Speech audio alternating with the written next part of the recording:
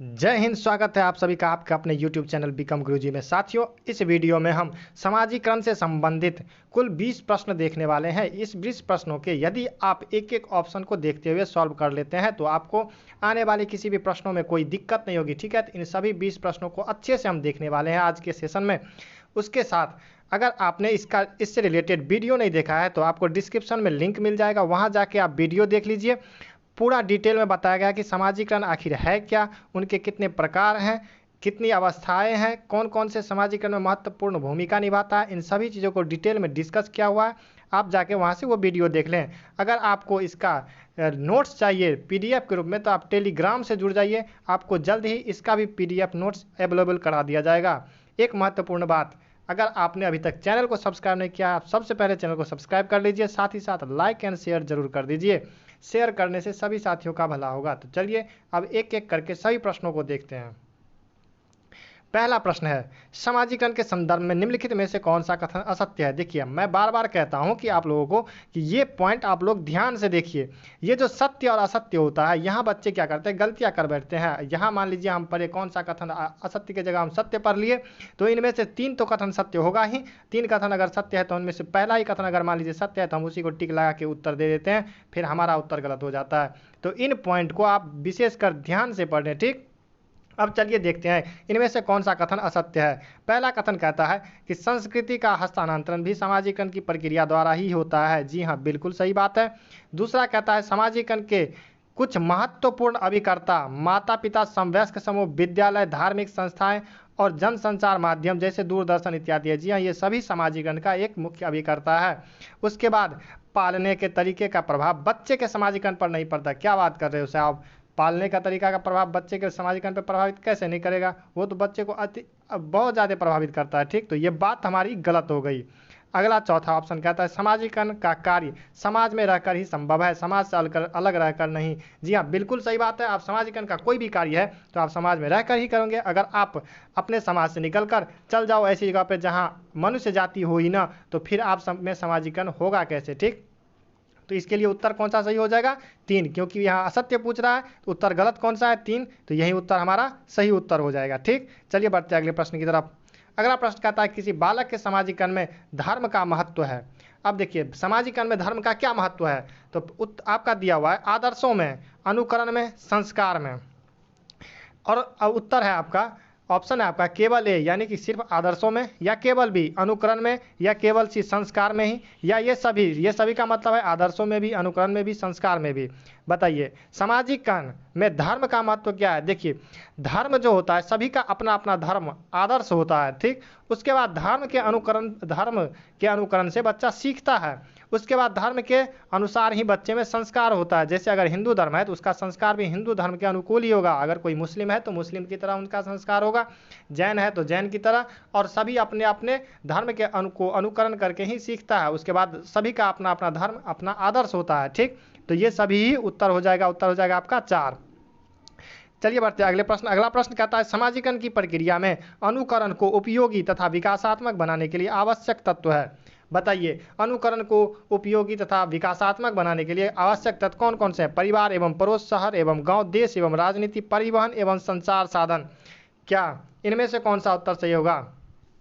देखिए, यहाँ जब बात किया है कि अनुकरण को उपयोगी, देखिए अनुकरण मतलब होता है कि हम किसी की नकल करके सीखते हैं। तो हम परिवार एवं पड़ोस का भी नकल करते हैं, गांव एवं शहर का भी नकल करते हैं, देश एवं राजनीति का भी, परिवहन एवं संचार, हम नकल तो सबका कर रहे हैं। अब देखिए कि कहता आवश्यक तत्व है, मतलब हम देखिए अब ये चारों जब उत्तर है तो चारों उत्तर सही है। तो चार उत्तर सही में अब इसमें बेस्ट कौन सा हो जाएगा। देखिए, बच्चा जब होता है तो वो बच्चा, हम ये जो अभी पढ़ रहे हैं चाइल्ड साइकोलॉजी, तो चाइल्ड साइकोलॉजी में हम बात बच्चे की करते हैं ना कि बड़े की। तो बच्चा सबसे पहले कहाँ रहता है, परिवार एवं पड़ोस में। तो परिवार एवं पड़ोस का क्या करता है, अनुकरण करके सीखता है। ठीक, ये यहाँ बात बच्चे के लिए, बाकी अनुकरण तो हम सबका करते हैं पूरे जीवन में, लेकिन जब बात बच्चों की करते हैं तो बच्चा किसका अनुकरण करके सीखता है, परिवार एवं पड़ोस की। ठीक, चलिए बढ़ते हैं अगले प्रश्न की तरफ। अगला प्रश्न कहता है समाजीकरण की प्रक्रिया में उन ... को प्राप्त किया जाता है जिन्हें समाज में महत्व दिया जाता है। ठीक, किसको प्राप्त किया जाता है जिन्हें समाज में महत्व दिया जाता है, मानकों को, या मूल्यों को, या विश्वासों को, या इन सभी को।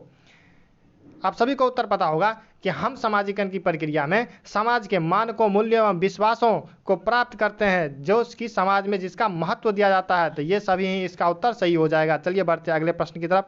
अगला प्रश्न कहता है निम्न में से कौन सा कारक बच्चों के समाजीकरण में महत्वपूर्ण भूमिका निभाता है? कौन सा कारण है जो समाजीकरण में महत्वपूर्ण भूमिका निभाता है?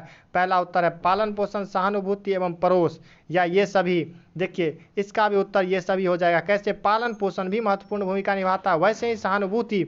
अगर सहानुभूति, बच्चे के प्रति अगर स्नेह की भावना नहीं रहेगी तो बच्चा रिएक्ट करेगा। क्या रिएक्ट करेगा? मतलब दूसरे तरीके से रिएक्ट करेगा। अगर पड़ोस आपका अच्छा नहीं होगा तो फिर बच्चा आपके सिर्फ घर में ही तो नहीं रहेगा, वो पड़ोस में भी जाएगा। पड़ोस अच्छा नहीं रहेगा तो बच्चा में भी गलत असर पड़ेगा इसका। इसीलिए इन सब की महत्वपूर्ण भूमिका होती है।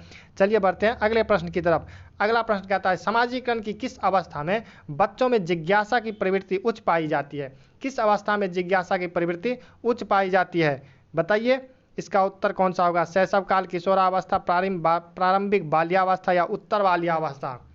बताइए समाजीकरण के किस अवस्था में बच्चों में जिज्ञासा की प्रवृत्ति उच्च पाई जाती है? क्या शैशव काल में, या क्या किशोरावस्था में, या क्या प्रारंभिक बाल्यावस्था में, या उत्तर बाल्यावस्था में? जल्दी जल्दी देखिए इसका हो क्या जाएगा।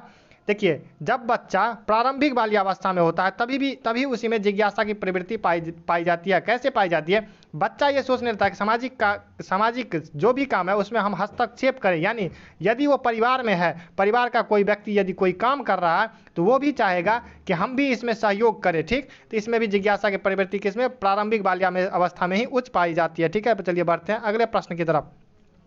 अगला प्रश्न है बालक के समाजीकरण की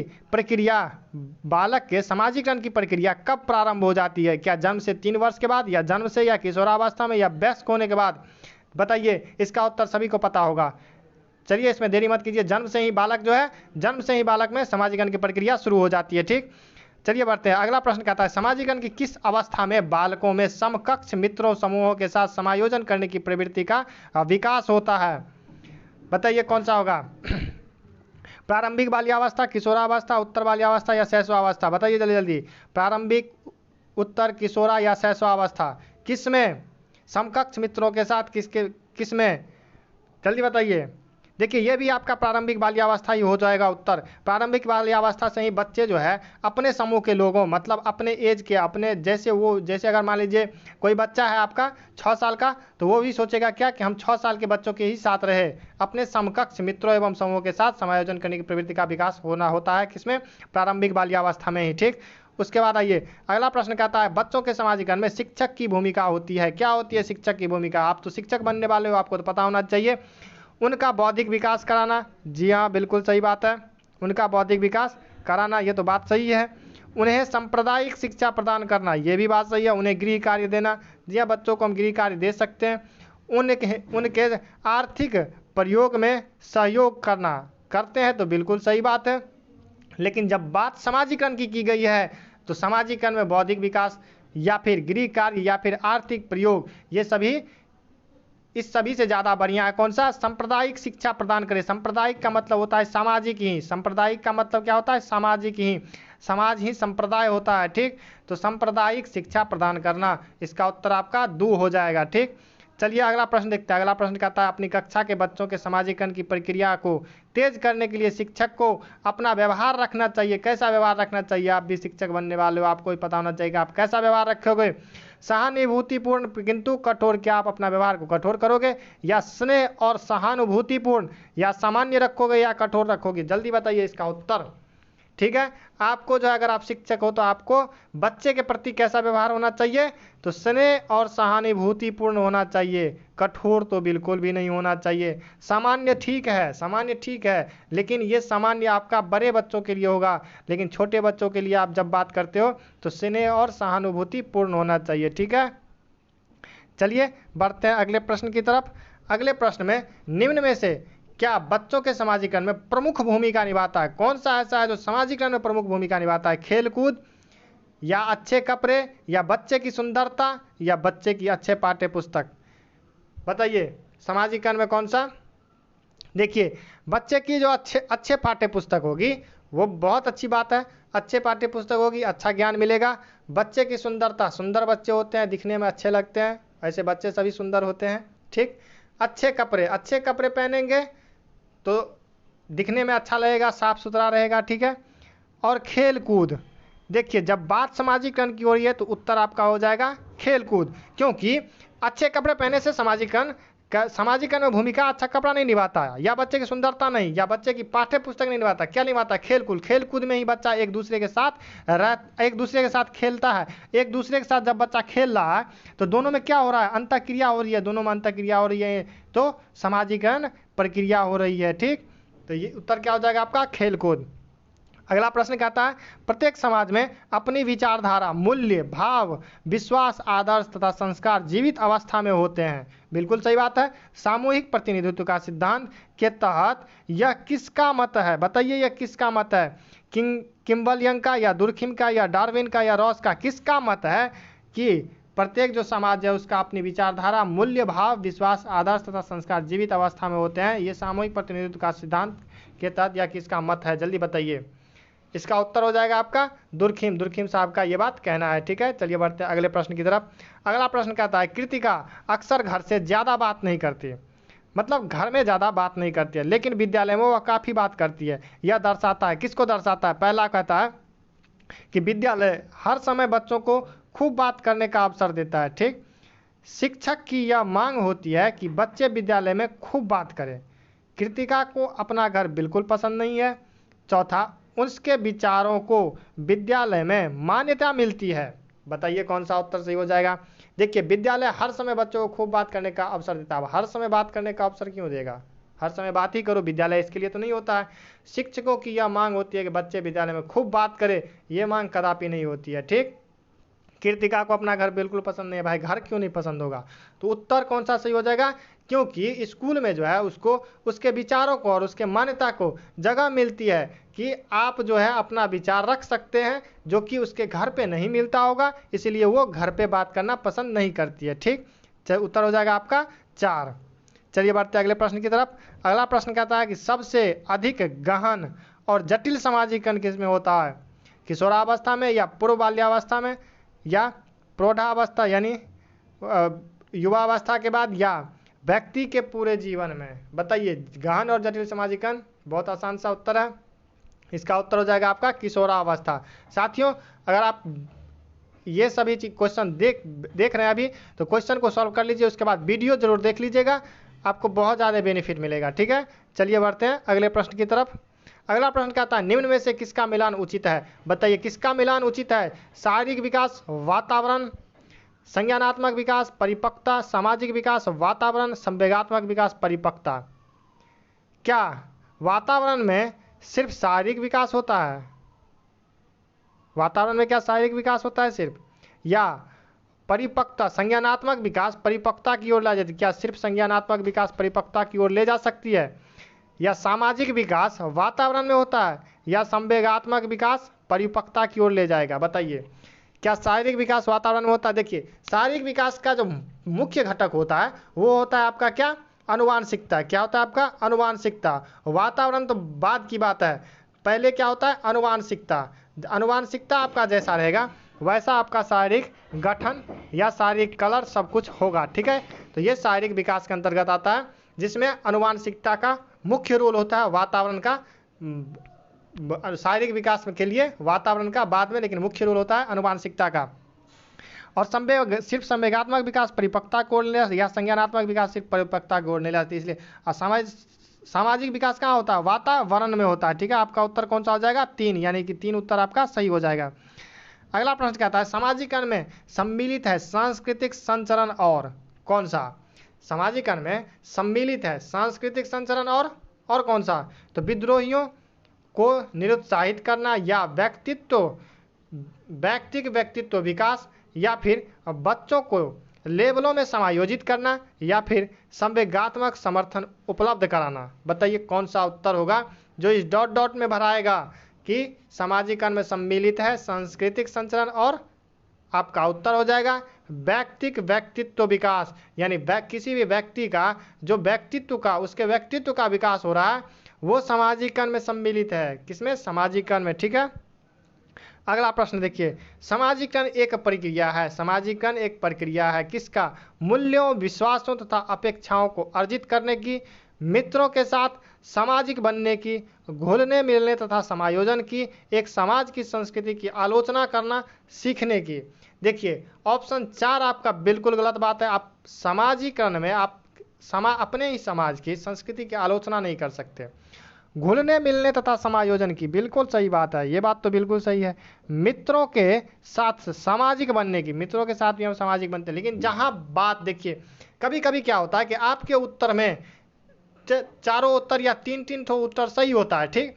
अब तीनों उत्तर में क्या होगा, किसी एक उत्तर में बातें ज़्यादा रहेगी, मतलब उसमें सब कुछ मिला जुला के सब कुछ आ जाएगा, तो वो उत्तर आपका सही हो जाएगा। जिसमें कम बातें रहेगी वो उत्तर हम नहीं लेते हैं। तो देखिए पहले उत्तर में ले लिया है मूल्यों, विश्वासों तथा अपेक्षाओं को अर्जित करने की। तो यहाँ सभी चीज़ें आ गया है, समाज के जितने भी अपेक्षाएं हैं उन सबों को अर्जित करने की।